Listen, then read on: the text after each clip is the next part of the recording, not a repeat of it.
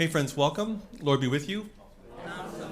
In his 9th year on faculty at Columbia Theological Seminary, the Reverend Dr. William Yu teaches in the area of American religious history. What I know is I sat in 2 classes. I was on the faculty evaluation committee, and we were going through an evaluation process, and had the pleasure of being in 2 classes with you. What I know is students love taking classes with you. Students enjoy Dr. Yu very, very much. Korean American, which I love that he's teaching in American religious history as a Japanese American. Let's see, married to Sarah, who's a middle school teacher in the Atlanta Public Schools. And they have 2 kids, Natalie and Caleb, who are 10th grade and 7th grade, is that what you said? And I first met them when I was in a mall, maybe North Decatur Mall, and you had just arrived, you and Sarah and the kids, and I saw you for the first time coming in the mall, and I greeted Sarah. I knew you but didn't know Sarah yet. And my memory of Sarah is, I'm like, hi, good to meet you, and we greeted each other, and then I met your kids, and I said, and these are your kids? And Sarah said, yes, do you want them? And I thought, no, but that's the kind of sense of humor that Sarah has, and I'm grateful for that. No doubt she's made you a better scholar in that way, so I'm grateful, William. Let's see.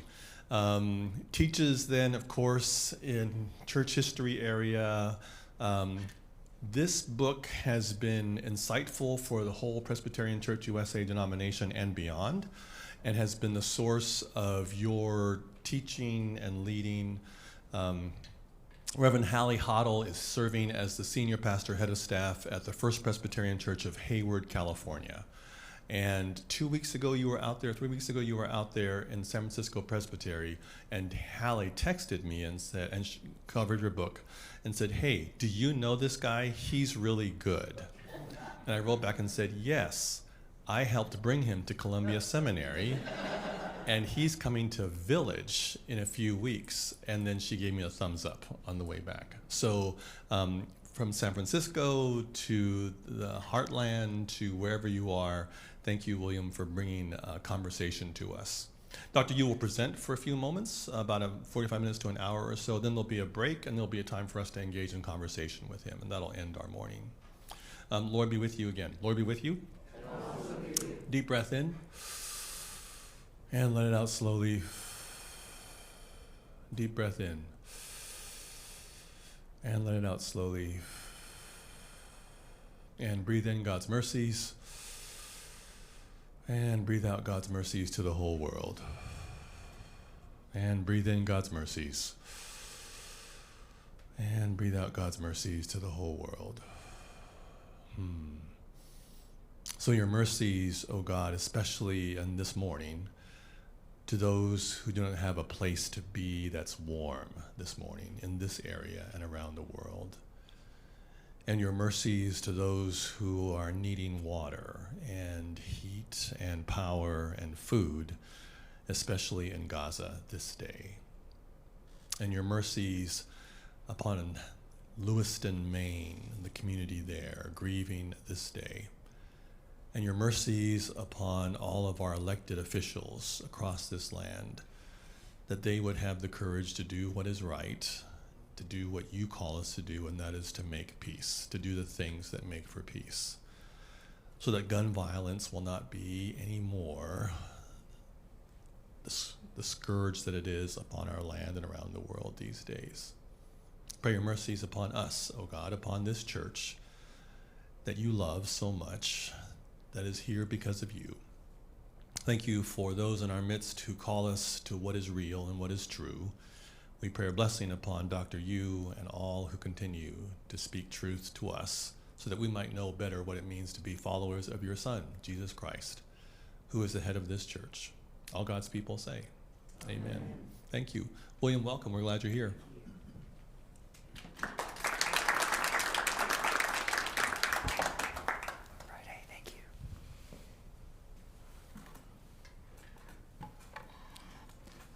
Hey, good morning, everyone. It is a blessing to be here in Kansas City and with you all here at Village. So I have about less than 45. Maybe it's about 25 minutes here to present, and then we can take a break and come back, and I have ample time for good dialogue and conversation together. So let me get going. The Reverend Dr. Katie Geneva Cannon, a womanist theologian and the first African-American woman to be ordained as a Presbyterian minister. It was in 1974. She once asked, quote, "Where was the church and the Christian believers when black women and black men, black boys and black girls were being raped, sexually abused, lynched, assassinated, castrated, and physically oppressed? What kind of Christianity allowed white Christians to deny basic human rights and simple dignity to blacks, these same rights which had been given to others without question?" End quote. In 1836, approximately 250 commissioners from across the northern and southern states gathered in Pittsburgh for the annual meeting of the General Assembly of the Presbyterian Church in the United States of America, PCUSA hereafter. PCUSA with no parentheses. That is many years later. But then this PCUSA was the largest Presbyterian denomination in the nation, with approximately 2,800 congregations and nearly 220,000 members. One of the matters these Presbyterians would grapple with was their church's position on the enslavement of then more than 2 million black persons. It would neither be the first nor the last time Presbyterians at a General Assembly meeting would engage slavery. But this particular occasion presented one of the clearest opportunities for the denomination to answer important questions about where the PCUSA stood on slavery and what kind of Christianity it would indeed profess and practice. On May 19th, the meeting began at 11 a.m. in the morning with a worship service. William W. Phillips, a white pastor of First Presbyterian in New York City and moderator of the previous year's General Assembly, preached the opening sermon, as was their tradition for the outgoing moderator to do so. He preached from Romans chapter 1, verses 16 and 17, a text emphasizing that Christians must not be ashamed of the gospel of Christ and imploring the just to live by faith. Yet some Presbyterians were in fact deeply ashamed of their denomination's reluctance to participate in movements for the emancipation of enslaved black persons. 1 year prior, in 1835, the Chillicothe Presbytery in Ohio sent a letter to other presbyteries, beseeching them to adopt its resolutions on slavery. The members of the Chillicothe Presbytery were aware that some of their fellow Presbyterians, even in northern states that had abolished slavery, either demurred on or outright declined to address slavery, because they saw it as a political matter outside the spiritual jurisdiction of their church. In response, the Chillicothe Presbytery found black enslavement to be, in their words, a heinous sin and scandal. And they therefore demanded action from all Presbyterians, because they wrote in that letter, "Our church's purity and prosperity are at stake." One of the Presbytery's most controversial recommendations was more stringent disciplinary measures against slave-owning members, such as suspension from the Lord's Supper, a significant sacrament then and now within the Presbyterian tradition. Although the General Assembly in 1818, when they met in Philadelphia, declared, quote, "the voluntary enslaving of one part of the human race by another," they said, "this is a gross violation of human rights, and not somewhat, but totally irreconcilable with the spirit and principles of the gospel of Christ." But you go down a little bit in that declaration, they also exhorted for their members to forbear harsh censures toward enslavers in that same resolution. And thus what you had was strong words, but weak action, and therefore no concrete actions toward black liberation. And for the Chillicothe Presbytery and at least a few other Presbyterians, this produced the kind of Christianity that they could no longer tolerate. The General Assembly commissioners in 1836 knew that they would have to engage slavery. It was not a surprise item on the docket.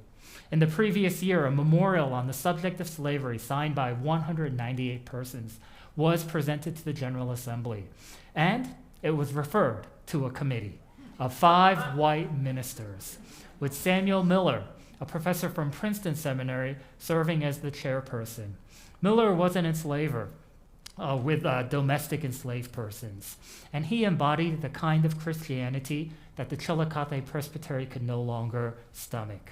Miller acknowledged that there were sinful actions within the institution of slavery as it was being practiced in the United States, but he disagreed and did not think slavery was in and of itself a heinous sin, and he therefore looked to steer the committee toward what he understood as a measure of compromise. We don't want to strongly praise slavery as God ordained, as some of our Southern members want us to do, but neither do we want to support abolition as a righteous cause. So it's kind of looking for a middle way between those two things, because Miller understood it's shameful.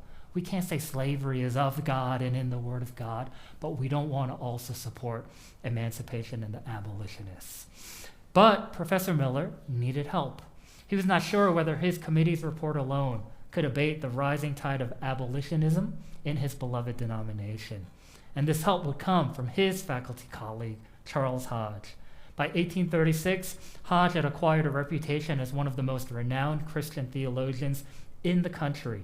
In 1825, he founded a theological journal that gained enormous influence among its Presbyterian readership, as well as intellectual elites across other academic disciplines. He wrote numerous articles about the Bible, Reformed theology, and ecclesial matters, but Hodge had yet to write about slavery. Though Hodge himself was an enslaver, he was able to remain publicly silent on slavery for several years. He, like other white Presbyterians, took refuge in their denomination's non-binding declaration against slavery from that General Assembly meeting in 1818, that again denounced it in principle, but recommended no disciplinary action against enslavers. But finally, the stirrings of black liberation forced Hodge's hand. Hodge understood that abolitionists in their denomination saw the General Assembly meeting in 1836 as an opportunity to move the PCUSA toward a more actionable polity on slavery, such as banning slave-owning members from the Lord's table. So Hodge published his first essay on slavery 1 month before the General Assembly gathered. In that essay, which interestingly Hodge did not title Slavery, he wrote it in the guise of a book review of other works on slavery. Hodge argued that debates concerning slavery must be resolved according to the Bible. And he observed that while slavery existed throughout the first century Greco-Roman world, Jesus Christ and the apostles neither denounced, quote, slaveholding as necessarily and universally sinful. That's not in there. Nor pronounced that all slaveholders were men stealers and robbers, and consequently to be excluded from the church and the kingdom of heaven. This is what the abolitionists are saying. But according to Hodge, that's not in the Word of God. Instead, the apostles sanctioned and regulated slavery with specific precepts for masters and slaves. Hodge appealed to these New Testament mandates for slaves with, in his words, quote, believing or Christian masters, not to despise them because they were on a perfect religious equality with them, but to consider the fact that their masters were their brethren as an additional reason for obedience. So it is to say, slaves and masters, for all who are believing and Christian, we share a religious equality. But that equality, we're all children of God, should not lead enslaved people to revolt and rebel, but instead it should produce greater obedience. Christian enslavers were likewise, according to Hodge, instructed to be kind and just in their slave ownership, but they were not taught to liberate their slaves. Therefore, Hodge criticized abolitionists for incorrectly interpreting the Bible and forcing their agenda upon it, the Word of God, to usurp the authority of Jesus Christ and the apostles, who he wrote were the authors of our religion, and appealing to the New Testament for their struggle for black liberation. The abolitionists are, and other Presbyterian theologians said this, they are like infidels and atheists, yet they are appealing to our book, our holy word, our Bible, to support their cause. How dare they? That is sacrilegious. Almost instantly, Charles Hodge's article was widely circulated, frequently quoted, and reprinted in several formats, including in a pamphlet that was distributed on the floor of the General Assembly in Pittsburgh in 1836. Hey, commissioners, this might help you in terms of how you want to vote.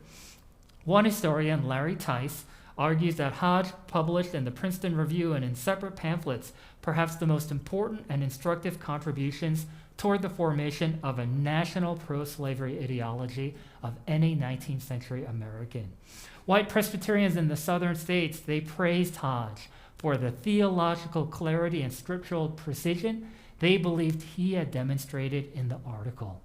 They celebrated the fact that one of their denomination's finest thinkers and most respected leaders, a professor teaching at their flagship seminary in a northern free state, defended slavery. Because of the racial power structures in the PCUSA, as well as the scourge of anti-black racism in the northern states, some white Presbyterians publicly protested Hodge's article, whereas black Presbyterians fumed and collaborated with their white allies privately.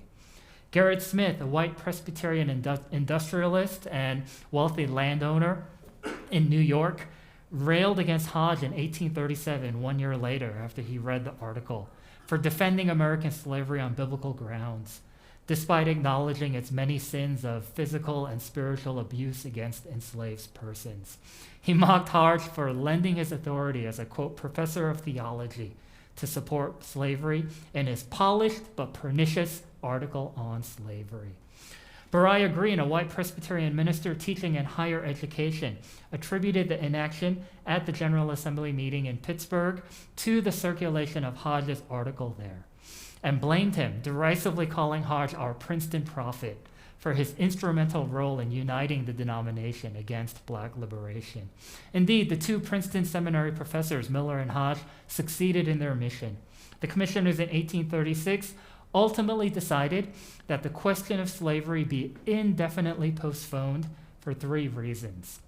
And I believe you can see the 3 reasons on the screen right behind me. So one was an interpretation of the Constitution of the PCUSA. The other, in their words, was the urgency of other remaining business. And the third reason was the shortness of time permitting to deliberate and decide judiciously on the subject of slavery.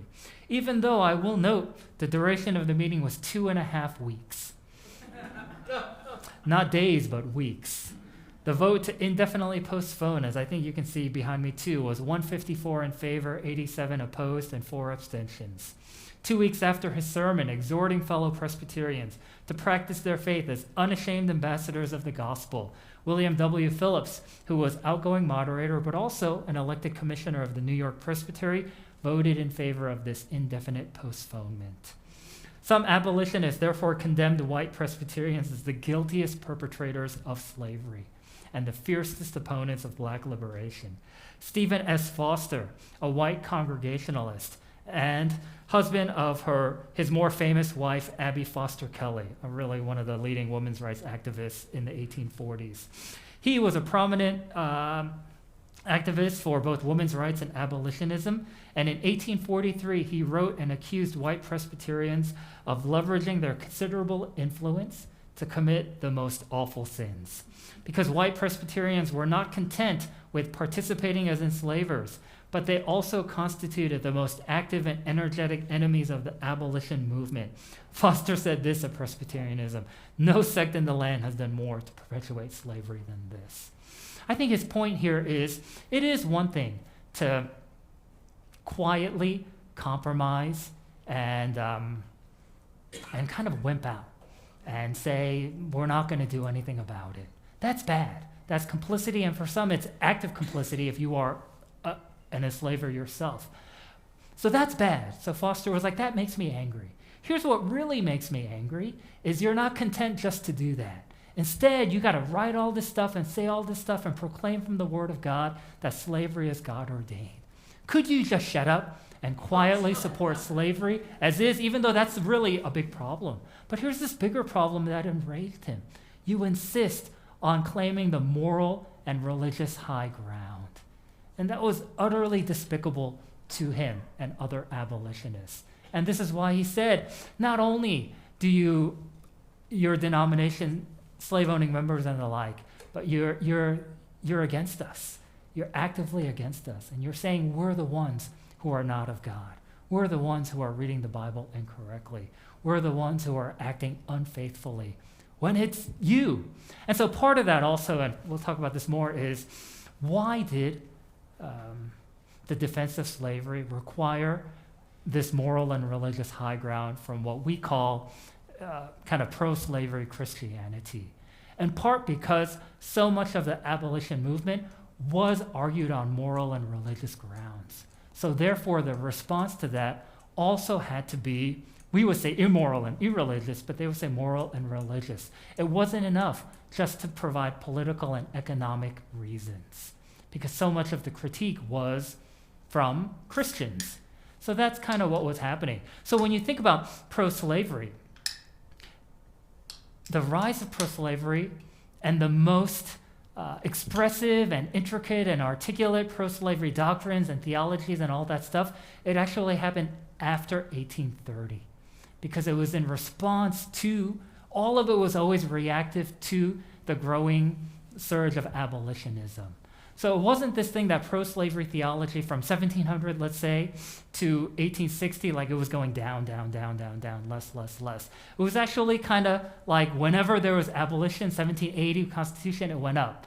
And then especially after 1830, that's when really you saw more of it, that this must be of God, and this is why we need to defend it. It was always reactive to what was happening in part of the kind of prophetic protest to it. So now, in returning to one of Dr. Cannon's searing questions, asking what kind of Christianity allowed white Christians to deny basic human rights and simple dignity to black persons? So the most obvious answer, I argue in the book, is the wrong kind of Christianity. In 1845, Frederick Douglass, formerly enslaved black man who escaped as enslaver in Maryland, he differentiated between genuine Christianity, which he said he loved, and the, quote, corrupt, slave-holding, woman-whipping, cradle-plundering, partial and hypocritical Christianity of this land in his autobiographical narrative. In the years following his autobiography, Douglass emerged as one of the most prominent abolitionists, intellectuals, and social reformers of the 19th century. Douglass also criticized the hypocrisy of white Christians who upheld marriage and family as divine blessings, while denying millions of enslaved persons these basic human rights, with the absence of laws protecting enslaved families and marriages from separation in auctions, sales, and transfers. In the same year of Douglass's autobiography, a journal published by the Associate Reformed Synod of the West, which I believe was based in Ohio, because that was considered West then, lambasted Columbia Theological Seminary for benefiting from a public auction of enslaved persons. The journal found it tragic to see human beings listed as property, akin to animal lands and other capital in a local Savannah newspaper. I believe it was the Savannah Republican. But it was especially infuriated to behold. So that's a problem, to have public auctions of enslaved persons and the likely separation of marriage and family. But here's the bigger problem, to behold that a Presbyterian seminary was in the listing as the recipient of the funds derived from the sale. The journal criticized the lack of shame or remorse from the seminary as scandalous. While the wrong kind of Christianity is the most obvious answer to Dr. Cannon's question, I maintain that a more historically precise and honest answer is the Presbyterian kind of Christianity. White Presbyterians actively participated in the enslavement of black persons and the perpetuation of anti-black racism. Some individual members and congregations owned enslaved persons. So all these Presbyterians unjustly profited off the uncompensated labor of enslaved persons. Some of these Presbyterians, including pastors, are guilty of committing acts of physical, psychological, sexual, and spiritual abuse against enslaved persons. Elizabeth Keckley, a formerly enslaved black woman with a successful career as an artisan, including a stint working in the White House as a seamstress for First Lady Mary Todd Lincoln. She recounted the cruel oppression that she experienced from a family of Presbyterian enslavers. Keckley received her first beating at the age of 4, and it was a lashing so severe that she never forgot the incident. Even more painful was when Keckley's father was separated from her and her mother to migrate westward with another enslaver. Quote, I can remember the scene as if it were but yesterday, how my father cried out against the cruel separation, his last kiss, his wild straining of my mother to his bosom, the solemn prayer to heaven, the tears and sobs, their fearful anguish of broken hearts, end quote. At the age of 14, Keckley too was separated from her mother to live with her enslaver's son, a white Presbyterian minister named Robert Burwell, in Virginia. 4 years later, in approximately 1835, Keckley moved with Burwell to Hillsborough, North Carolina, and experienced physical abuse at the hands of both Burwell and a white school principal who was a member of Burwell's congregation. At the behest of Burwell's wife, who sought to subdue what she regarded as Keckley's haughty spirit, Burwell and the school principal whipped Keckley on multiple occasions. The school principal also forced Keckley to strip naked. Shortly thereafter, Keckley was raped by another white man in the community, Alexander Kirkland, resulting in her pregnancy and the birth of a son. I believe it is incorrect, therefore, to present Presbyterians as divided over slavery, such that we imagine in our minds today a grand drama with righteous abolitionists successfully persuading enslavers and enablers of slavery to join their cause in hallowed Presbyterian church buildings across the nation. A more accurate representation is what Angelina Emily Grimke experienced in her short time as a Presbyterian in Charleston, South Carolina. After leaving her family's Episcopal church in protest of its religious teachings, Grimke joined the local Presbyterian congregation. She initially relished the church's ministry, experiencing growth in her faith and spirituality. But with this growth came stronger convictions that slavery was irreconcilable with Christianity. Grimke shared these concerns first with the pastor, who privately told her that he agreed with her, but that the most faithful response was to, quote, pray and wait. Dissatisfied with the pastor's counsel, Grimke approached the church's session. It is to note that Grimke, too, likely was aware of her own privilege as the daughter of one of the wealthiest men in the city of Charleston. So she went to the session, and these ruling elders, all of whom were enslavers, noted Grimke's young age and also encouraged her to wait. But the session also disagreed with Grimke and told her that she would learn to see the wisdom of slavery as she matured out of her childish naivete into adulthood. Grimke soon thereafter decided to leave the Presbyterian congregation. The pastor and other church members tried to convince her to remain, in no small part because of her family's status in the community. But Grimke simply refused to be in a pro-slavery church. She said the one thing she did miss when she was Presbyterian was the nice cardigan sweaters that she got to wear to worship, because she converted to Quaker and they had more simple clothing. The examples of Presbyterian abolitionists, such as James W.C. Pennington, are sometimes employed to advance the notion that Presbyterianism in the age of slavery is best understood as divided between abolitionists on one side and enslavers on the other. Pennington escaped his enslaver in Maryland, and he became the first black student at Yale Divinity School. Pennington attended lectures there for 2 years, but he was not permitted to officially enroll as a student or speak in the classroom. He later served as a pastor in Connecticut and New York, published several books and essays, and received an honorary doctorate from the University of Heidelberg in Germany. In 1850, Pennington delivered a speech before the Young Men's Christian Association in Glasgow, Scotland, during his European travel. Pennington argued that African Americans tested the egalitarian promises of democracy in his home country. Was the United States indeed a nation in which all persons were born free and equal with the inalienable rights of life, liberty, and the pursuit of happiness? If we, born in America, he said, cannot live upon the soil upon terms of equality with the descendants of Scotchmen, Irishmen, Englishmen, Frenchmen, Germans, Hungarians, Greeks, and Poles, then the fundamental theory of the American Republic fails and falls to the ground. And the door once opened to kick out the people of color, let others be prepared for their turn. It's really quite brilliant what he's arguing and what he's saying here about immigration and who gets in and who gets citizenship and who does not.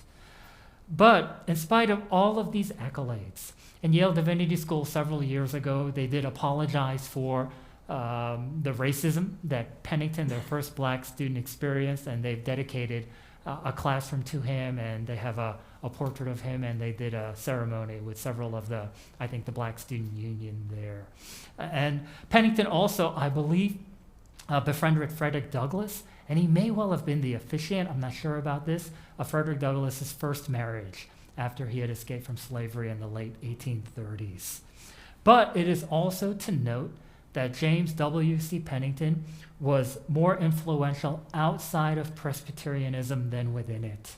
During his years as a Presbyterian minister, Pennington grew frustrated with his denomination for its reluctance to act more decisively to end slavery. And he also experienced racism from other white members in his presbytery. Although the abolitionists side with faithful Presbyterians like Pennington, another good example is John Rankin for his work on the Underground Railroad in Ripley, Ohio. And he is one of the kind of luminaries of that city for the work that he did then. I think approximately 2,000 formerly enslaved persons are benefited from the use of his home as a stop on the Underground Railroad to further northern states and Canada. I believe Pennington, Rankin, and the like are worthy of our attention today, and there's a lot we can learn from them. But I also believe there is a heavy imbalance in how we remember the past, and it actually leaves us with the wrong impression. Rankin and Pennington and other black and white Presbyterian abolitionists were deeply unpopular and received scant support in the larger church. They were not elected to positions of ecclesial authority. They did not preach in settings where there were people of influence within the Presbyterian Church, and their voices carried little weight among other white Presbyterians. As a quick aside, Rankin is known as the founder of a small denomination called the Free Presbyterian Church that was founded in the 1840s after he said, I can't do this anymore. I can't be in the larger Presbyterian Church. There was a split in 1837. There was old school, new school. That's what they called themselves. And so initially he said, like, it's a sin to divide. We've got to remain together. But then he said there are greater sins than church schism. And so the Free Presbyterian Church was founded. And one of their policies was no supporters, and especially no enslavers in our denomination. And so this is lifted up in many cases as kind of the best of the Presbyterian tradition. Look, there was the Free Presbyterian Church, but never exceeded more than 2,000 members. And even that 2,000 number, likely historians are being generous about that. This was a small denomination with small churches that struggled to gain members and also struggled to support itself because it was trying to do church maintenance, trying to compensate clergy, but also trying to publish and do this social justice activism work. So really, at one level, it does represent the best of the Presbyterian tradition in terms of its ideas and its heart. But at another level, I think it also represents the worst of the Presbyterian tradition. Why didn't they attract more members? Why didn't they have more of an influence? Why didn't they find this righteous movement of the people of God? Why didn't they stick? What happened there? And so that's what we are wrestling with. Archibald Alexander, another white professor at Princeton Seminary, I think the first professor at Princeton Seminary, taught there for 4 decades. Now he was not like Rankin and not like Pennington and not like Angelina Emily Grimke.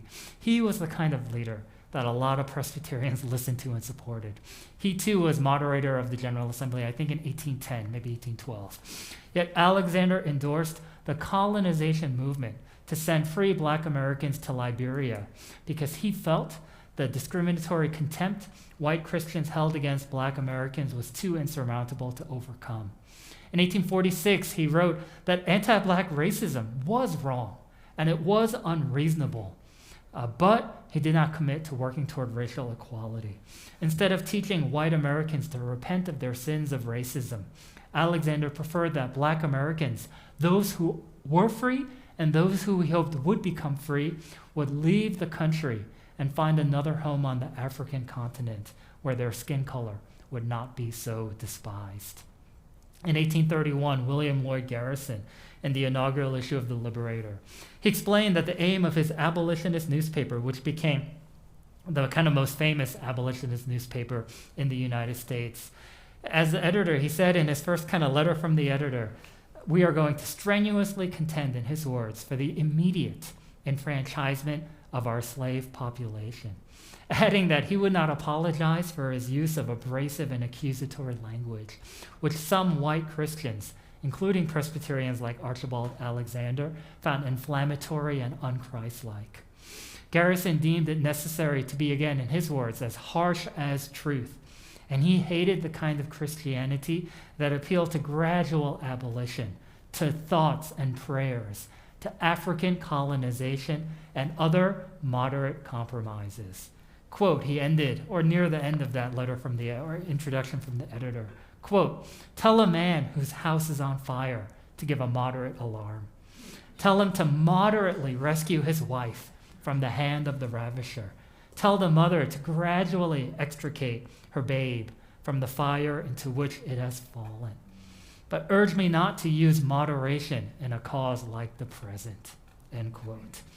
But white Presbyterians would not relent, as seen in 1836, 5 years after Garrison wrote that, in prioritizing ecclesial unity over black liberation. William Wells Brown, a formerly enslaved black man and one of the most accomplished authors in the 19th century, he recalled his encounters with the white pastor of his enslavers' Presbyterian congregation near St. Louis, Missouri. Brown found that the whole aim of this pastor's ministry was to, quote, please the slaveholders in the church. Quote, when they wanted singing, the pastor, he sung. When they wanted praying, he prayed. When they wanted a story told, he told them a story. He's a really good writer, huh? Brown concluded that this pastor did not teach any Christian theology to the slave-owning church members, including his enslaver, but instead, quote, my master taught theology to him. In 1851, one Presbyterian abolitionist, John Gregg Fee, who was one of the founders of Berea College in Kentucky, one of the first racially integrated and I think gender integrated schools in the United States in higher ed, he warned that his fellow Presbyterians, our ongoing participation in slavery is going to result, maybe not in the decline of our membership, but it is going to result in the demise and ruin of our witness. Quote, a church that can sanction and fellowship one of the greatest outrages upon humanity, they feel to be worse than no church, but a delusion, a den of wolves, where the lambs of the flock are in danger of being devoured, end quote. But unfortunately, too few white Presbyterians, not that there were none, but I do think there were too few, shared Fee's righteous fury and heeded his counsel.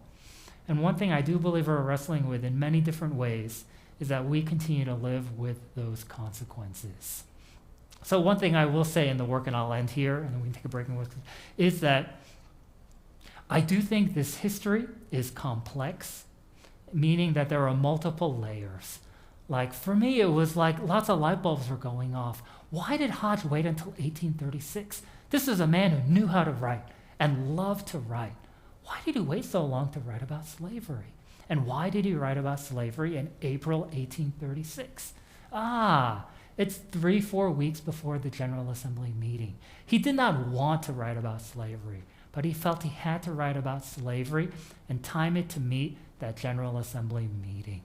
And he too likely was, and in 1840s, 1850s, he didn't totally regret what he wrote, but he did say, especially after Fugitive Slave Law in 1850, we've got to fix some more things, and it was, a little moderated a little bit. But certainly, it was, so it's complex. There are multiple layers to pro-slavery and abolitionism. But I do think that when we use the word complex, it fits. But when we use the word complicated, I'm not so sure about that. In that, to me, complicated it's hard to figure out. Maybe there are no answers. It's like ambiguity. But in fact, it is complicated, but it's not if we can study it and if we can really figure it out. If we really figure it out, we will get at the complexity of it. And quite frankly, the complexity of it, as we understand it more, will actually trouble our hearts and our minds more. In fact, complicated, it troubles us a little bit, but in fact, it protects us. Oh, they defended slavery, and it was complicated.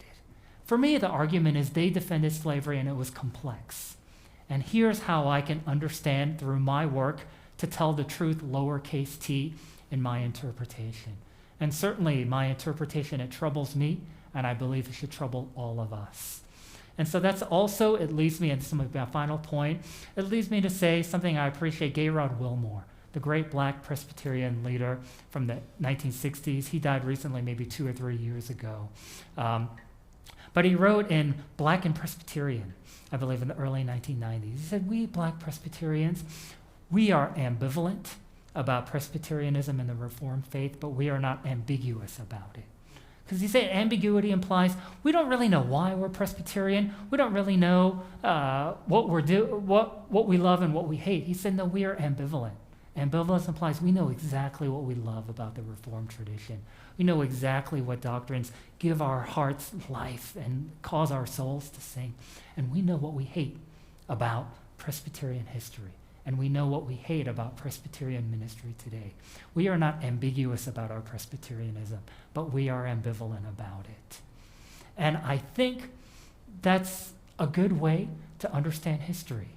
I'm not ambiguous about Presbyterian history as I understand and write about it more, but I am ambivalent about it. I know what I love about my faith tradition, but I also know what I hate about it. And I believe that causes me and should cause us. That's what we want to do. We want to do more. Now, here's the challenge. For some people of faith, some Presbyterians, they've never had to be ambivalent about their faith. And when you have to be ambivalent about your faith, it's actually really hard. I liken it to, and I promise I'll end on this, I liken it to weightlifting as my analogy.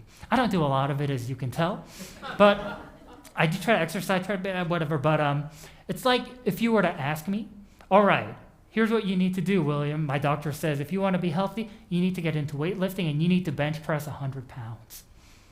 That would be really hard for me to do right away. I go to my local YMCA and I try to do that because I've never even done 10-pound dumbbells.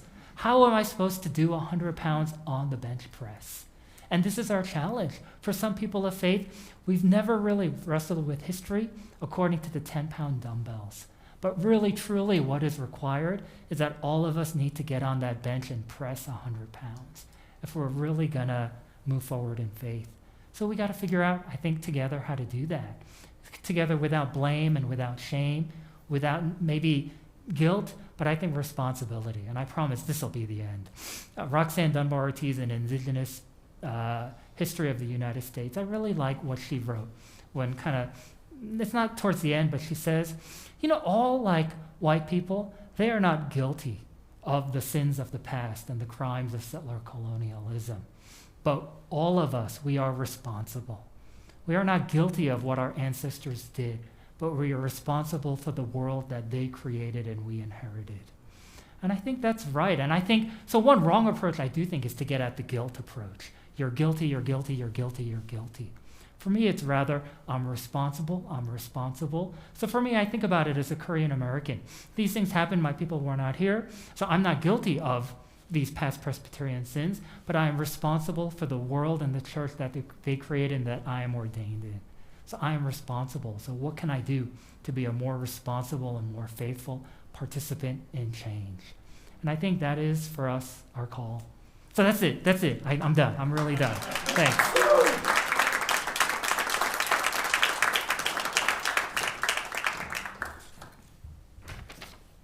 Thank you, William. So you are not done yet. So we'll take a break right now. If you don't know, well, Vicky, restrooms are over there for you, Vicky, and restrooms are over there, just in case.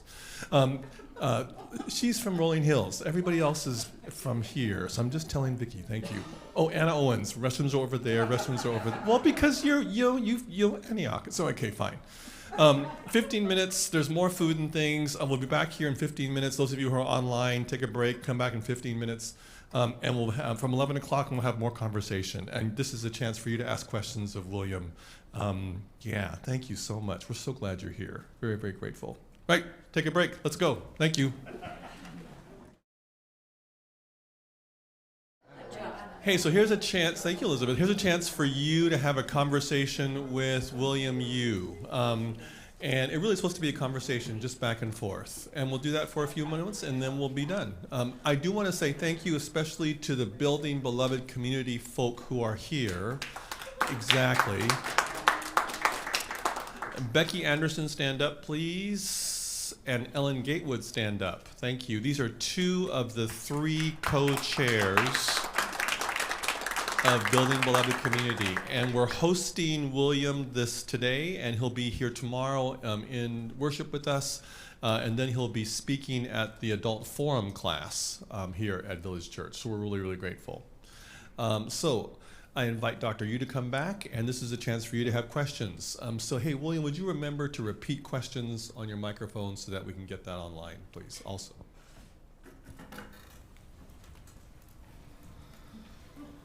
Okay, go. Hi, yes. Hi, William.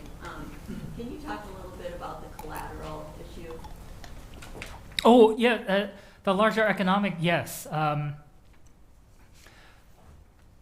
So, repeat the question. To speak more in my research of the collateral that enslaved persons provided for economic wealth in the antebellum United States.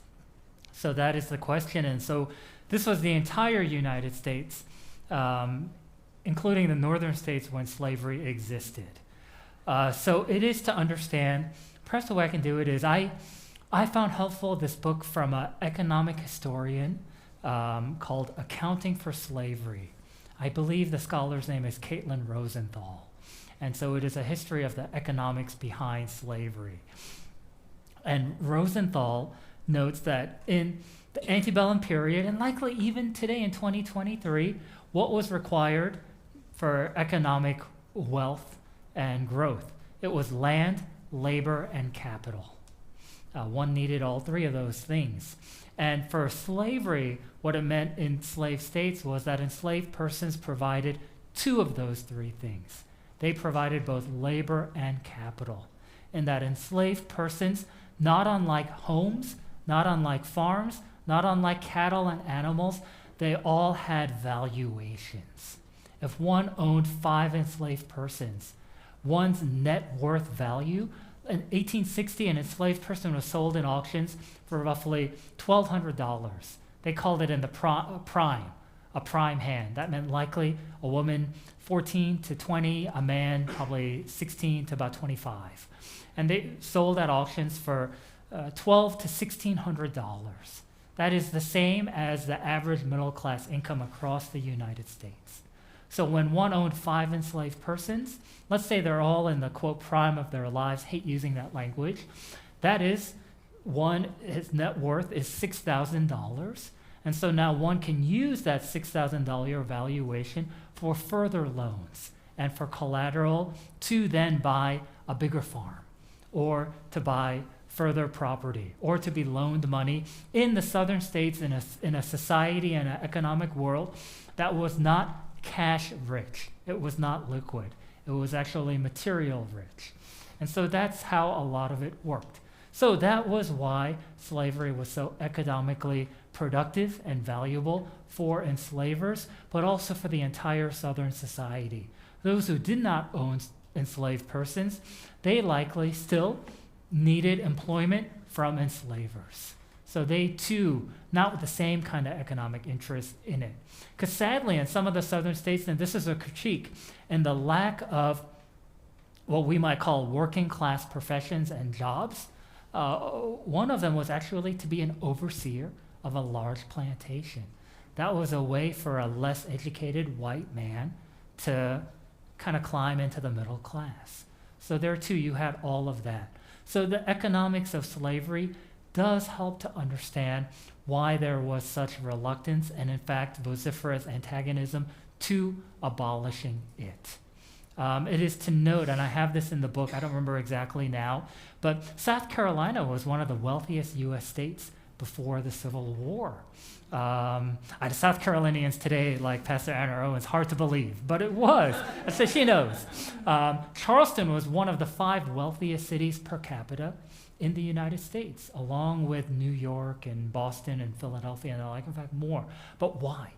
It was because of the 50 to 60% of that per capita wealth came from enslaved persons and their valuations.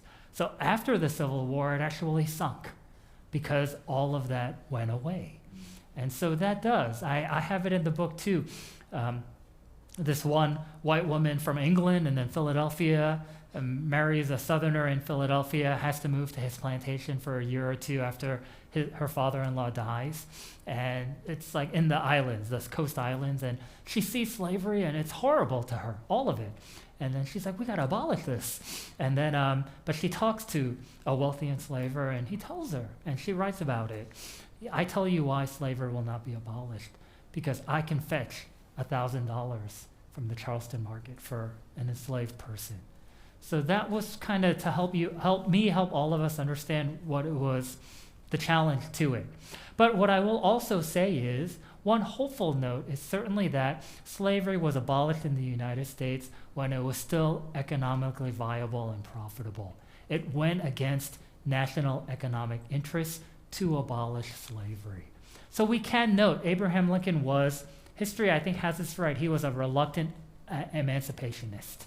He first said, right when the Civil War started, my goal is to save the Union and abolish slavery if I can. I must save the Union and I will abolish slavery if I can. That's 1860, 1861. And then 1863, you do have the Emancipation Proclamation. And you have several abolitionists and pastors in the northern states saying why the Union is losing the war in the first 2 years. They divinely interpret it as it's because we are not doing it for the right moral cause.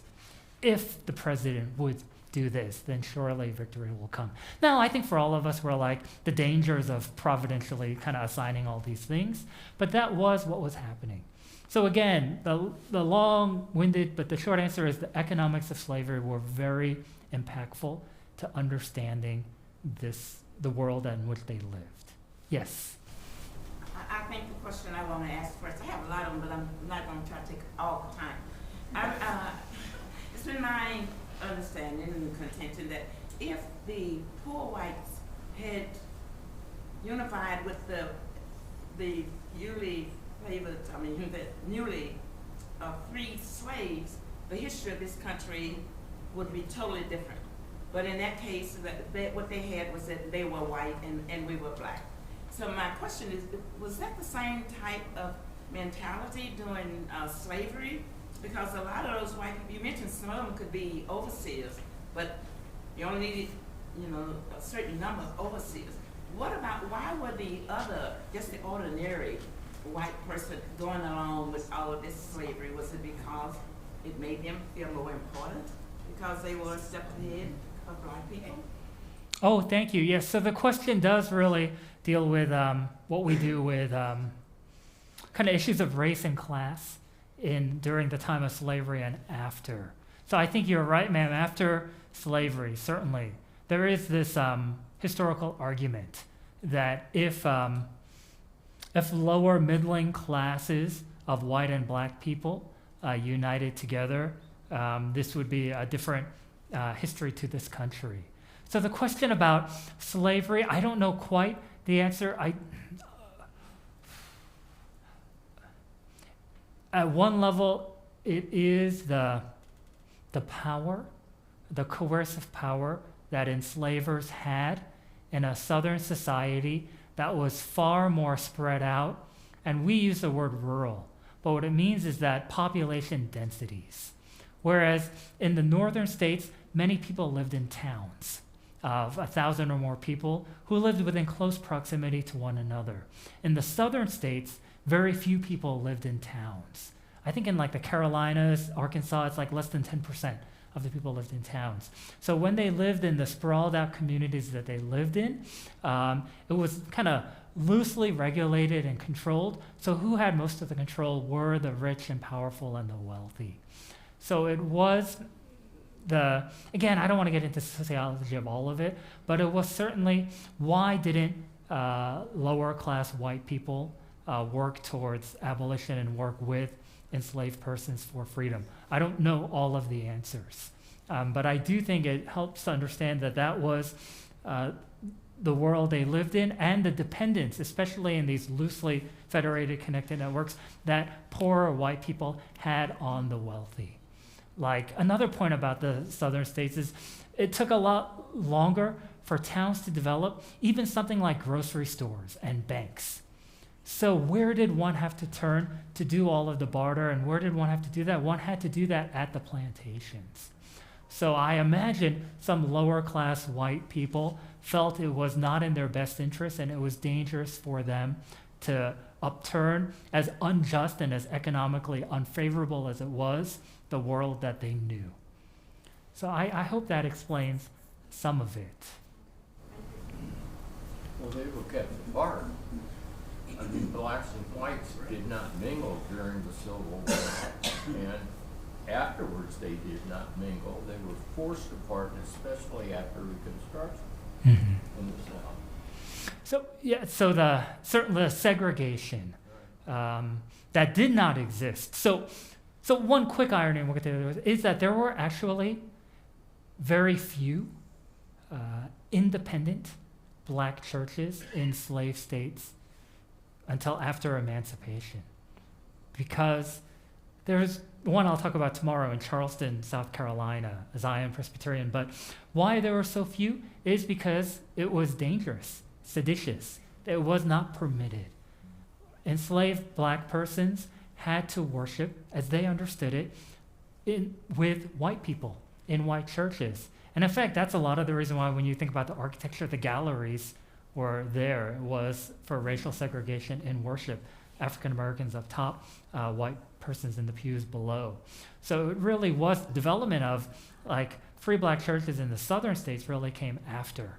Because afterwards it was actually they didn't want them there anymore. It's just that's as simple as it can be. So you have far more integrated, not fair and just worship before. And so yes, and it was so there was great discomfort in the age of slavery of unsupervised, unsurveilled, enslaved communities. So in fact, there was very little segregation and separation because it was not permissible. It did not seem safe for enslaved black people to be on their own. So all of the social structures that came about that came after. So that, you're right. So after, there was a lot of separation. Before, there wasn't as much. There are a few good books about the relationship between lower class white people and enslaved persons and how they had their own kind of barter economies. And so in some cases, one of the problems was enslaved persons would steal food, crops, poultry, chicken from their enslaver and then try to, on the margins, sell it or trade it with poor white people to get what they needed. And in part, one of the things they needed was clothing. So it is to note like how little access they had to clothing. And so that will be something that was bartered for. So they were not exactly separated, but anyways, yes, your question and then yours. I want to follow up a little bit there. So after the Civil War, if slavery is outlawed, what is the Presbyterian Church's response to that? You started to mention the segregation, but so did they embrace the fact that slavery is outlawed and welcomed everybody? Or was there residual? How did the church react during like Reconstruction of that? Oh yeah, okay. Newly freed blacks. Again, complex, not complicated, not at all complicated. So, a few things. So let me start at the denominational General Assembly level and move down. At the General Assembly level, in the late 1860s, early 1870s, there was movement about what to do about ordaining black ruling elders and black teaching elders, pastors, and being together in one the governance of it. And ultimately, Robert Louis Dabney, who was a professor at Union Seminary in Richmond, Virginia, and it was divided. And this one professor, Girardeau at Columbia Seminary, was advocating for not quite like equality, but let's remain together.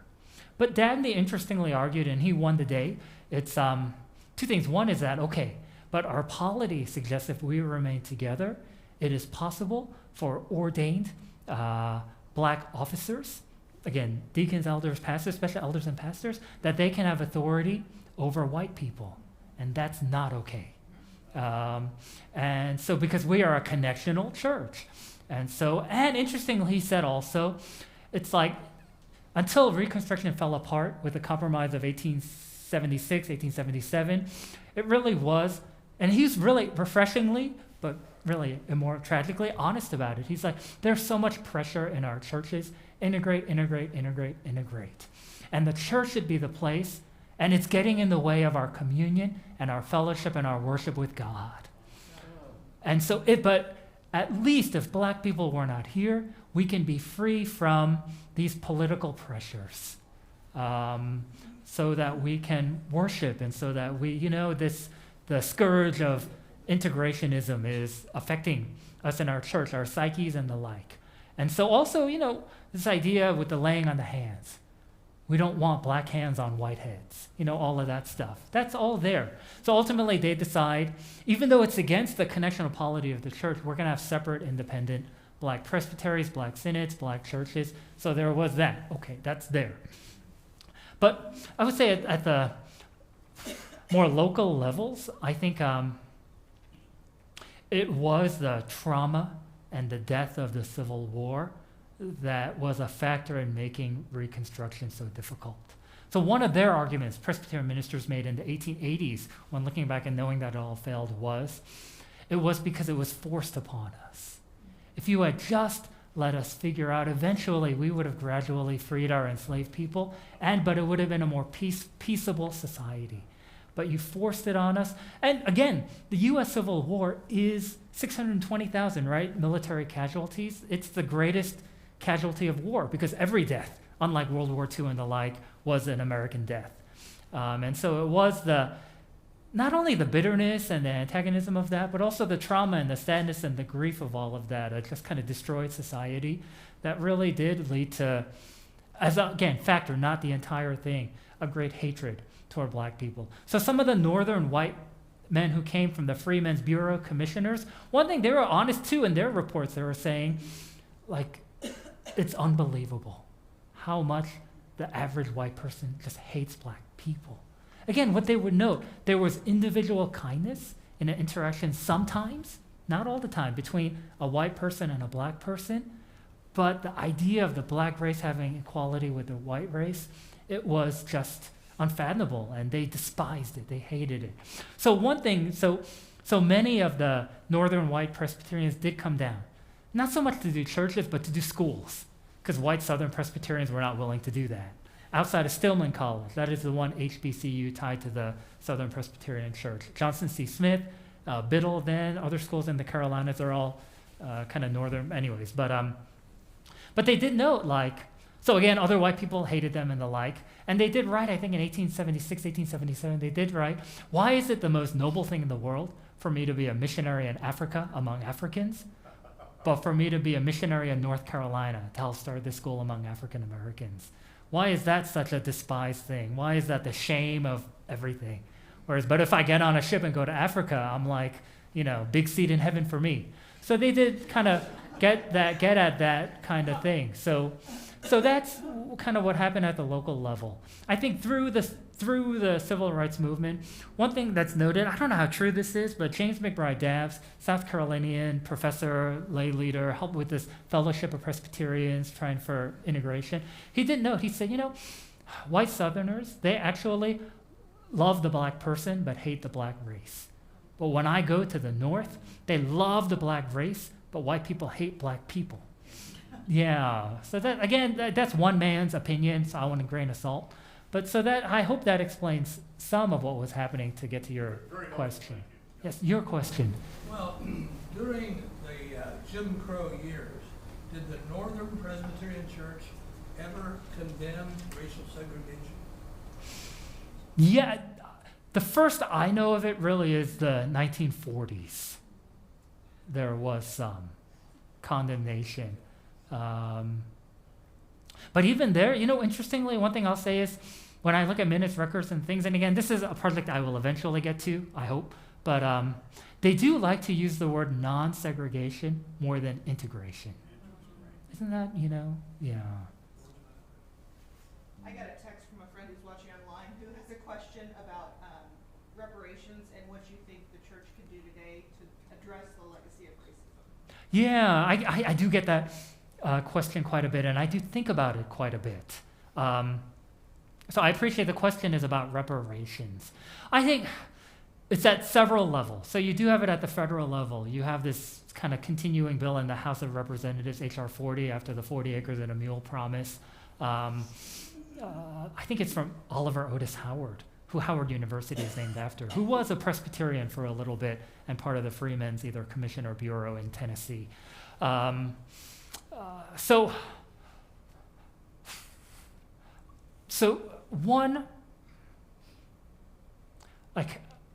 I think one challenge is how do we make right something that happened so long ago? So one thing for me historically that I have to confess and admit is that certainly it gets harder and harder to make right something that's more and more distant. So the best answer is they should have made it right then, but they didn't. And there too, we might have had a different society and a different nation if they made it right in the late 1860s, 1870s, even if they made it right in 1900. But where we are today, we're here. So I do think, again, the language of guilt is not as helpful as the language of responsibility and the idea of how do we be responsible and what are then responsible ways for us to promote and ensure more racial equality. But there are distinct claims that as the descendants of slavery and settler colonialism that Native or Indigenous Americans and African Americans have that need to be addressed.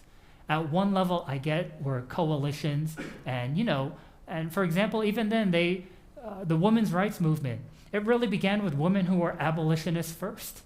And they said, but we need the right to vote so that we can do more. We need our rights too. What did Stanton say? Elizabeth Cady Stanton? The chains of marriage for us and the rights that we don't have. And Frederick Douglass was her friend. He was one of the few white people who spoke at the Seneca Falls Convention in 1848. And they had a long friendship. Elizabeth Cady Stanton wrote this beautiful eulogy for Frederick Douglass for all that he stood for and what they meant together.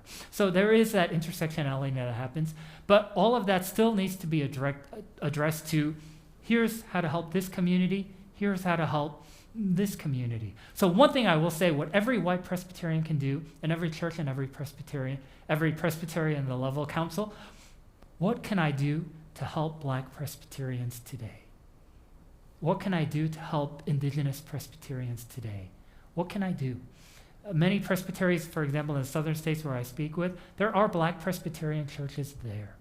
And what some of these Black Presbyterian churches want, they're grateful for opportunities to worship together. But I will say for Black Presbyterians, as I understand it and I study it, integrated worship has never been high on the priority list. Integrated society, equitable access to education and employment. These are a lot higher. We're glad to worship you on Sunday morning once, 2, 3, 4 times a year. But what we really need is, we need this. We need a better life for us and our family, and we need your help to do that. But one challenge is so many white Presbyterians, so if integrated worship is 20% of the ball game, and there's this whole other 80%, they treat it like it's 80% of the ball game. And love, I'm going to be a little mean here. I am. And then, ma'am, I'm going to get to your point. I'm going to be a little mean. It's so not fun, but it's like, how do we make our worship service more hospitable and more open to Black people? What are songs we can sing? What's a speaker we can bring? What can we do about our architecture? And what can we do about our decoration? All this stuff, but still in order, because that's book of orders. But, all this stuff, what the liturgy, isn't that great? That there was an African proverb in that liturgy today. Sankofa, look back, look ahead, all of that stuff. And so, but that's all like one step to a 100-step program to what we need to do. But the problem is, after that worship service, people think 99 steps have been accomplished, and that's not true.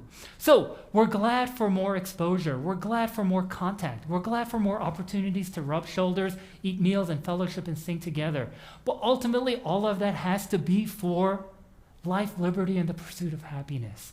How do we break down some of the discriminatory laws and patterns and structures that exist in our neighborhoods and communities? And how can we do that together? That's a lot harder. And that's a lot more complicated, especially in our partisan politics and the like. And it was partisan then too. But that's what we got to figure out. So that would be to reparation. I think for every church, if there are descendants of enslaved people in your church, you should go try to find them. And then you should offer them monetary compensation. Not that it's enough, but that it is what a church can do. So there are direct reparative justice things that churches and a seminary like mine, that I'm going to be honest, that my seminary doesn't do, that needs to do. So that's one step. But again, this is where it is complex. Again, not complicated. At the national level, yes, there's a lot there. But we get so caught up in debating H.R. 40, we forget all the local things that we can do, all the immediate things that we can do. Presbyterians across this country and the PCUSA can get more active and more involved in supporting Black Presbyterianism. There are likely 40 to 50,000 Black Presbyterians in the PCUSA today. It is approximately 2 to 3% of the 1.1 million people. And again, it's all self-reported numbers. That's how we do membership and numbers in our denomination. But that's where it is. So how do we strengthen Black Presbyterianism? And that's something everyone can do. And that's something, my point is, all of us should do. And so that's one way of getting at reparations. But sorry, ma'am. Okay, that's okay. Okay. And now I know why I am Presbyterian. But it has been since the 60s when I read Wilmore's book about Black and Presbyterianism. But why did Blacks stay in the Presbyterian Church during your research, unlike the Blacks who were Methodists, who decided they were tired of being discriminated in the church? They knew during slavery it was important to have the Blacks there so they could keep hearing about how the Lord wants you to be a slave and blah, blah, blah. But after slavery was ended, then I can understand why they didn't want Blacks there, because the racism part of it. So why did Blacks stay in the Presbyterian Church, unlike the Blacks who left and came up with the Episcopal African? Yeah, so the question is, so there were. That's why I still have the floor. Yes. Some know that last year at General Assembly, we voted to ask Presbyterians to do an apology for the sins of slavery and repairing what had happened with Presbyterianism during slavery. And we did vote, not everybody, to ask Presbyterians to do an apology for slavery. And now, do you see that as being part of getting some type of reparations to what is there? Because there are some things that were listed that Presbyterians can do in order to maybe apologize for what they did during slavery, white Presbyterians. Oh, yes. So those are my two questions, and then I'm done. No. If you ask a lot, and help keep me accountable. Shorter answers. I got to really. So the second is, yes, I think it's a good step. But again, I lament that 80% of emotional, psychological, spiritual energy gets at 20% of the ball game. Like, that's helpful. But we spend so much energy and there's so much disagreement, and it's so hard to get to consensus, to do the apology and to provide recommended actions and implementations, that it's like we're only left after that with 20% of our energy left to do 80% of the work. I wish that we could get at that work, the statements, the recommendations, the apologies. I wish we could get at it faster so that we can do the harder work that is ahead. So does that help? Yes, and I was going to ask you, are you guys doing anything at Columbia with these new pastors that you equipping? Are you doing anything about the apology and those recommendations?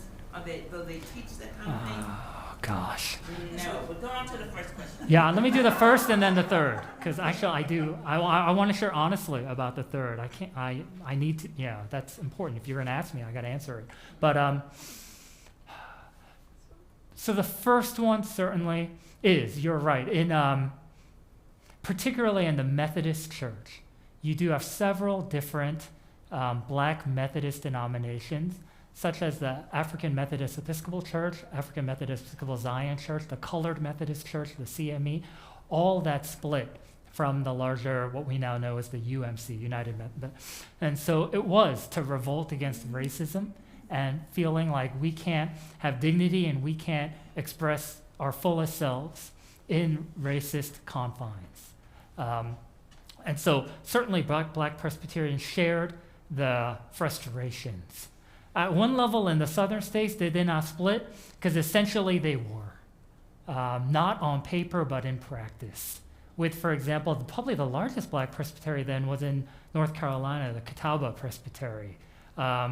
So that was one. But two is some did wrestle. Some did, it was because there was Reformed theology. There was something about Presbyterianism that they loved. And so they were willing to endure and stick it out for the greater cause. And they too wrestled with, even such as Gaylord Wilmore and other Black Presbyterians, they did wrestle other Black Methodist leaders and others who were in independent Black churches, capital C. They did criticize the Black Presbyterians for feeling like they compromised, that they were, you still want to be with the white man. Accusations of racial proximity, that is why you want to be Presbyterian and why you stay and why you don't divide. And another thing was simply numbers.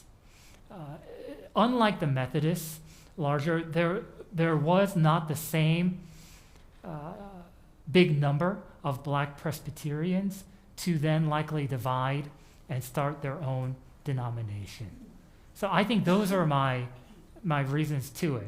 But the big thing I will say is they did. They stayed for a lot of reasons. They experienced criticism from Black colleagues in other denominations. They experienced racism from white colleagues within their denomination. But they, in their ambivalence, decided, this is where God wants me to be, and this is how I'm going to fulfill God's call on my life, at least at the clergy level. So does that help with number one? And then number three, I think, so there are several levels at Columbia. One is, I think, the classroom and trying to teach students like the fullness of history. For me, it's the fullness of history inspires and infuriates us. And that's part of it. And then the next step is, how do we teach it in congregations? And how do we model it in the classroom of asking questions, answering questions, and dealing with hard stuff, and then being honest about the challenges that exist in the church. And I think it's really hard. I think because in both ways, a seminary is not a church. We are a place of higher education, of theological education, critical, robust inquiry, and study. One thing I love about Columbia, and I say, is that I can pursue an uncompromising pursuit of the truth, and then share that pursuit with my students. Not all seminaries can do that. Some are more closely affiliated with more conservative churches that don't allow that. And then, but the question is, certainly, and the great challenge is, church is also not a seminary. The church is, you are several things. One thing I've always said, and then one colleague helped me, is I've always thought a pastor, it's helpful to be alongside the congregation, or maybe 1, 2, 3 steps ahead. To say, come, follow me, not like Jesus, but let's do this together. But it's hard if you are 20 steps ahead, because then you need to shout, and people don't respond well to shouting. You are doing it wrong, this is the right way to do it. It's not very effective, sadly, even if the prescriptions and the vision is right. So you've got to do that. And then one colleague said to me, that's partly true, but what's more true in my congregation is that there are actually a few people who are 10 steps ahead of me, or at least maybe not ahead of my mind, but ahead of where even I want to go in my progress. But there are also people 20 steps behind me. And I've got to actually figure out how to do all of this. And that's the challenge in churches. And it's hard. I will say it's hard in a seminary to do that. I will say one thing, when you are in a multiracial seminary, such as mine, I do think it allows for, on racial justice, it does allow for more rich and free and challenging dialogue in the classroom. Because we do have students of color who are actually like, yeah, it's great, you wrote a great book, professor, and maybe I didn't know all the details like the way you wrote it, but in my heart I knew this was the truth. And so it is that, and then you have other colleagues who never learned it, but they have to learn faster. They have to start lifting the 10-pound dumbbells, the 20-pound dumbbells, and they do it in part because that's the community in which they reside. That's the waters in which they swim. Oh, the fish are swimming this fast, I gotta swim that fast too. Now the challenge is sometimes they go to congregations where it's not like that, and there's like a lot of whiplash, and you gotta figure that all out. Like, why are we talking so much about like the color of the carpet? There is all this other stuff we need to do, right? Or the place of the flags and things like that. But so it is like, and that is a challenge of doing that. And I don't know that I have great answers to all of that. The one thing I will say is I do think on the faculty side of things, for me, and again, you got to do it wisely, and can't be like flamethrowing and all that. But I do think so one thing I got from Hodges' thing. One abolitionist, Samuel Crothers, in 1837, and it's in the book, but he did say Hodge is providing cover for all of the pro-slavery, even all of this other thing, anti-abolition. We're not for slavery, but we're not for abolition either, because now these pastors, they don't have to say their own words. They just quote from Hodges' article, and Hodge provides them cover. Princeton Seminary provides them cover.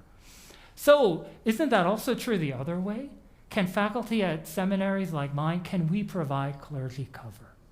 Not quite that. I don't like the paternalism and the I don't like all of that language because we're all equal and stuff. But so for me, I have permission and I have blessing.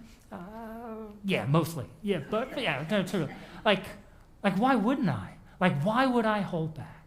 Look, if I've done the work and I've got the receipts, and I really believe this is true, and I really believe this has happened, and I really believe, for example, on reparations, here are things we can do, why would I not say them? It would be, I don't think it's courageous for me to say them, but I think it's cowardice for me not to. And so so I do it. And so sometimes I get a little bit, recorded live stream, but what? I get frustrated with some of my colleagues. I do. I do get frustrated when we are not, as a seminary, not even being courageous, but just being responsible. We have all of this freedom that our students who graduated and our colleagues who are clergy do not have. You've got to use it. I mean, again, do the work. You can't just be irresponsibly saying this and that and that. But yeah, if you've done the work and you know it, say it. So that's where I hope Columbia is trying to do that. So we're trying to do it in the classroom. We're trying to do it in kind of publication and all of that stuff. I do think also we need to be better about our own reparative justice project. We have not, and I have been met with some outward resistance, but more we're discussing it and it's moving through committees and the like. I do think we have good records we can find. Maybe not fully and completely, but faithfully and mostly, I think we can find descendants of enslaved persons who belong to Columbia faculty administrators, or again, because of the collateral thing, the bequeathments, the last will and bequeathments. Here, my estate, I'm dying, and it was not unlike, my kids get this, my niece, my nephew, they get this, and the church gets this, and Columbia Seminary gets this.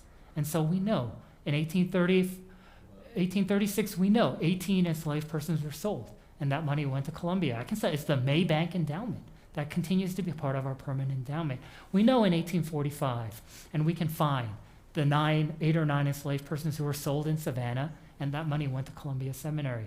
Those direct descendants, we should materially, monetarily make it right. Again, there's no amount that can make it right, but we should say here. Virginia Seminary, the Episcopal School in Alexandria, they have done this. They have a $200 million endowment. And in 2019, they committed $1.7 million as a reparative action toward not only enslaved persons, but also in Jim Crow segregation, those who were paid less who worked at the school. And there's a beautiful New York Times article. This one black woman says, I don't know anything about this school. They just sent me a letter, and there was a check in there. And they apologized, and they said, more checks are coming because we've identified you as a descendant of this person.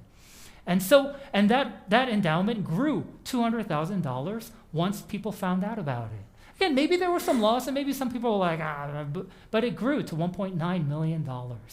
And again, it is 1% of their permanent endowment. So it is not enough. And I haven't talked to anyone there about it. I think most of the folks there would probably say it's not enough, but it is what we can do. And they've not made a big deal about it. It's what I would say at Columbia Seminary. I would hope that we would do it neither privately nor ostentatiously, but just matter-of-factly. I've even suggested to my seminary $250 million endowment. I said $5 million, 2%, not enough, but let's do that. And let's do that now. A little bit of that money needs to go to overhead because you got to pay someone. I'm not an expert in that. To do all that work, Georgetown University has a woman in Louisiana who helped them to find 272 enslaved persons and their descendants. But yeah, we should just do that. And again, I get frustrated because I'm spending 80% of my energy on something that is not even 20% of what Columbia Seminary needs to do.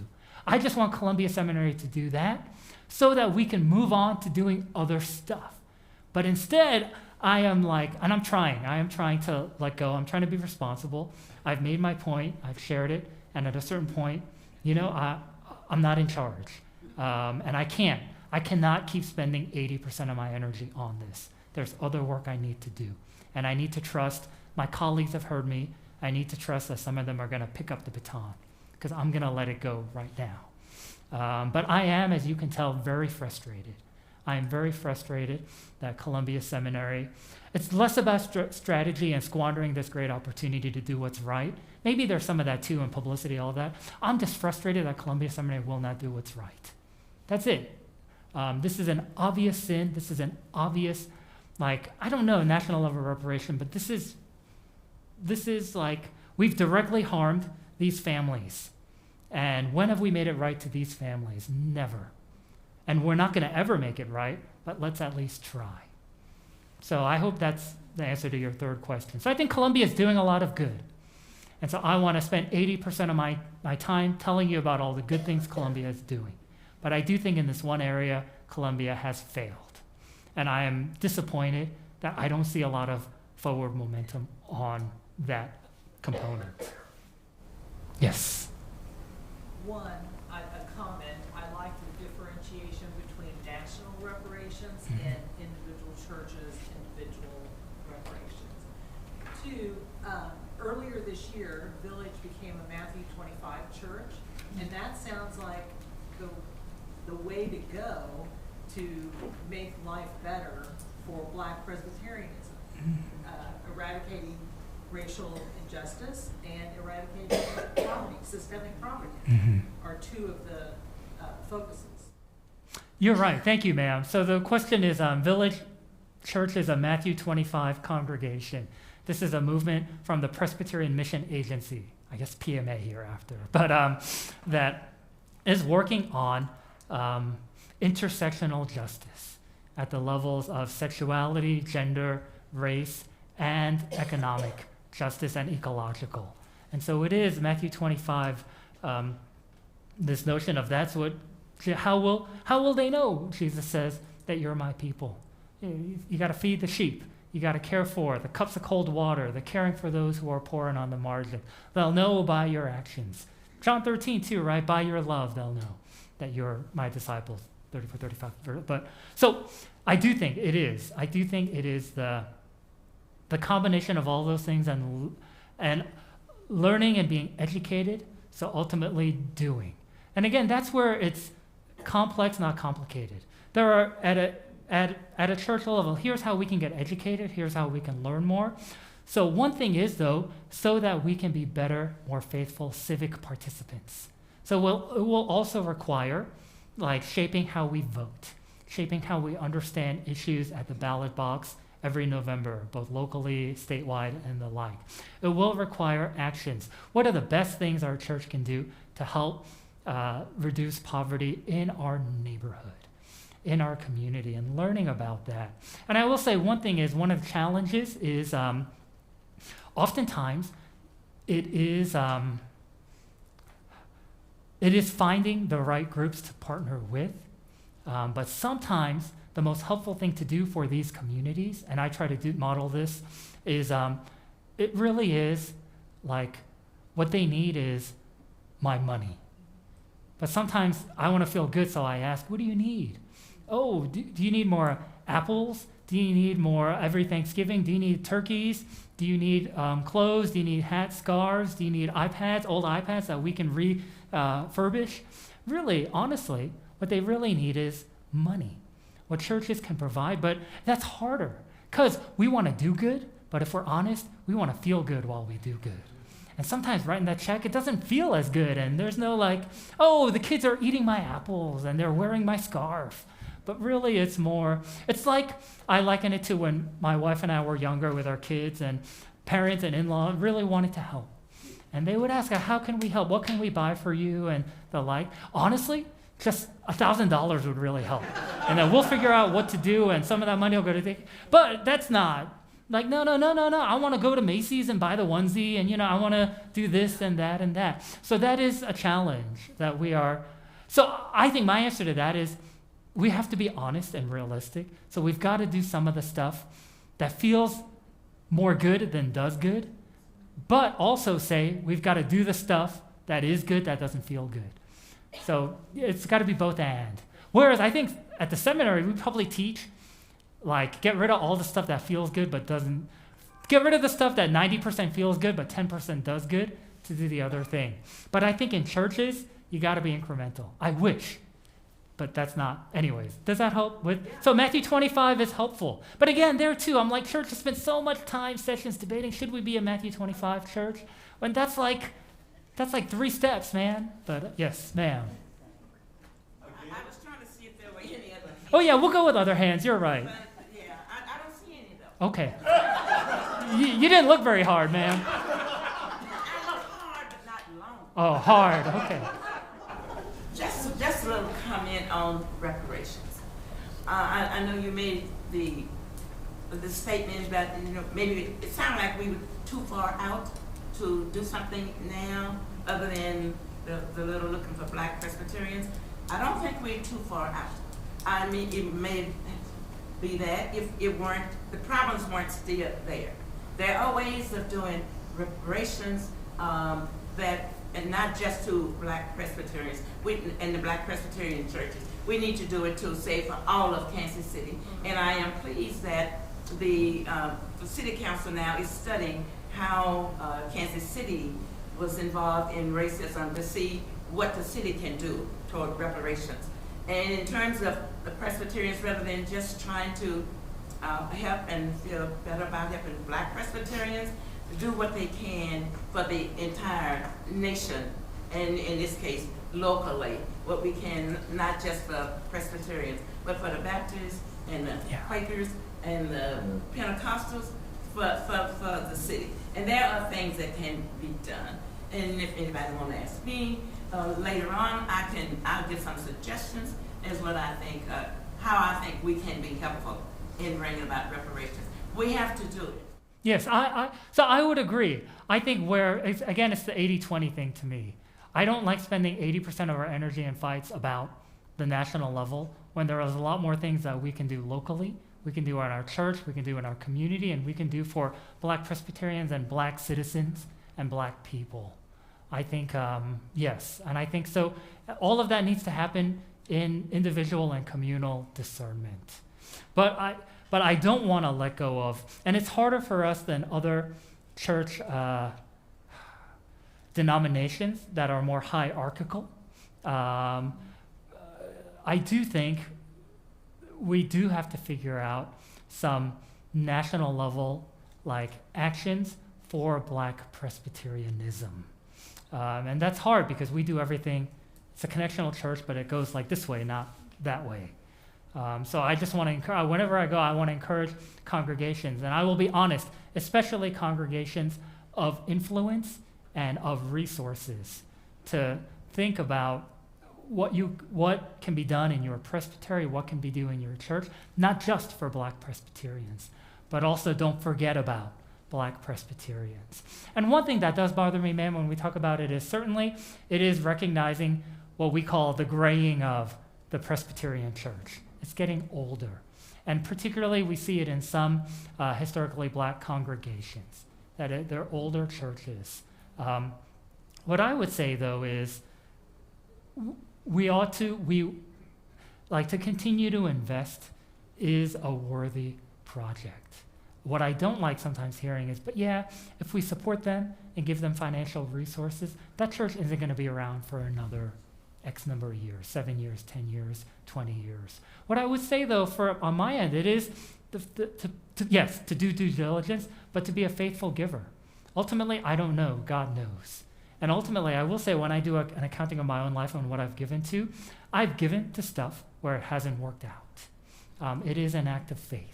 The Presbyterian Church USA has invested millions, if not tens of millions of dollars in projects that have no fruit or little fruit. That's part of faith. And again, none of that was done in bad faith and just recklessly. But it is, I think, Indigenous and Black Presbyterianisms are worth investing in. That would be my point about that. But not so that's the only thing we do. Yes, sir. You've painfully reminded us of, my words, not yours, how ignorant we have been about race issues, how indifferent we've been about race issues, and how afraid we've been. I think, looking at the broader scope, I think we could say almost the same thing about our approach to women, our approach to gays. Do you see other areas that need a whole lot more attention than they're getting from us? Oh, sure. Tell us. Okay, I can answer this in this way, I think.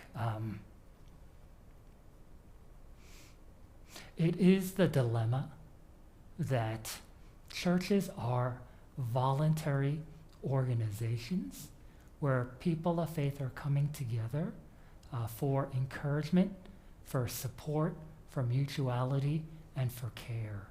But at the same time, churches are also the place where justice, social justice, racial justice, ecological, all those things, churches need to be involved in all those things.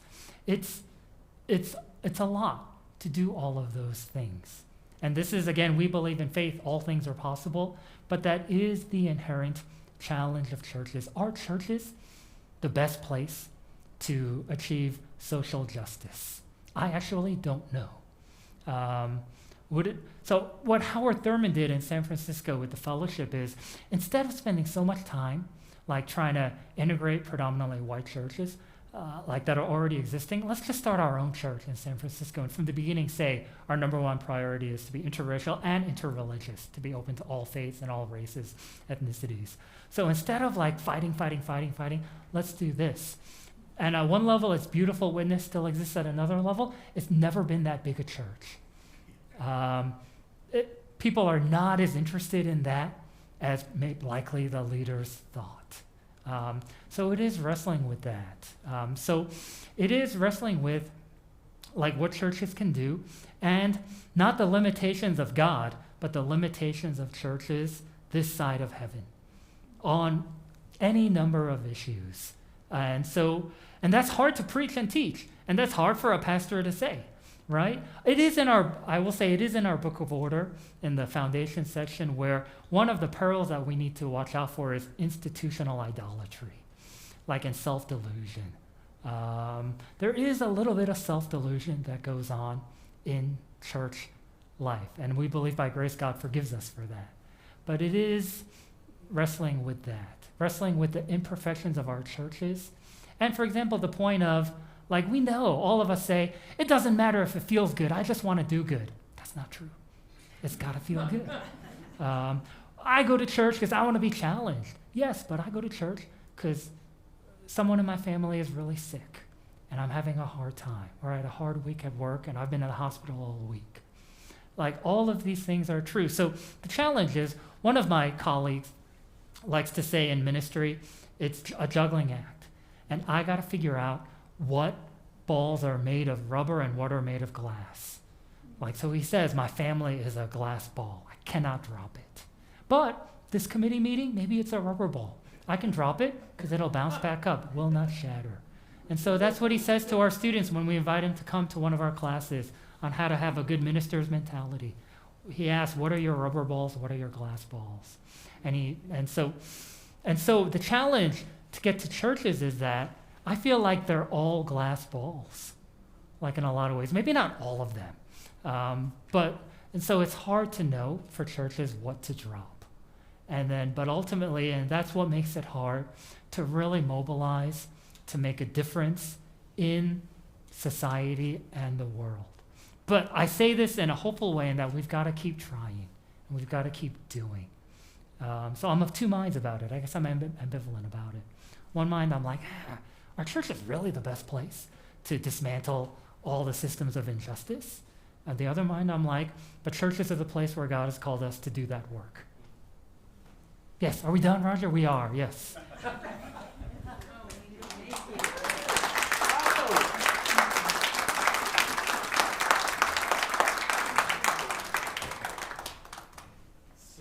Thank you, William, for your presence among us.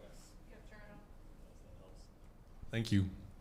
Thank you, William, for your presence among us. Part of what you do over and over again is you broaden our vision. You help us see beyond ourselves, whether it's into our past, but it's also into our future as well. So thank you so much for taking the time to be with us. And for Sarah sharing you with us, Natalie and Caleb as well sharing you with us. Thank you. Friends, just much to have in conversation. And I'm grateful for your presence among us, your being here. Hope that it feels good even as you're trying to do good in these days. Join me in prayer. Let's pray. Lord be with you. What, Reverend McKell? You remind folks that he's speaking tomorrow. Thank you. So Dr. Yu is speaking tomorrow in the forum class, which Jay McKell is one of the moderators at 9:30 downstairs, 126, 127. Lots of room. Thank you. Come to 11 o'clock worship. Thank you. But in the service as well? Um, to worship with us at 11, right? Yep, thank you. Lord be with you. We give you thanks, O God, for this day, for your Holy Spirit in our midst. Give you thanks for those wise ones among us who know what the truth is and have the courage to tell it to us. Help us to open our hearts, our minds, our bodies to you, O God, to receive this truth and to live into it as faithful followers of your Son, Jesus, in whose name we pray. And God's people say, amen. Thank you all. Good being with you.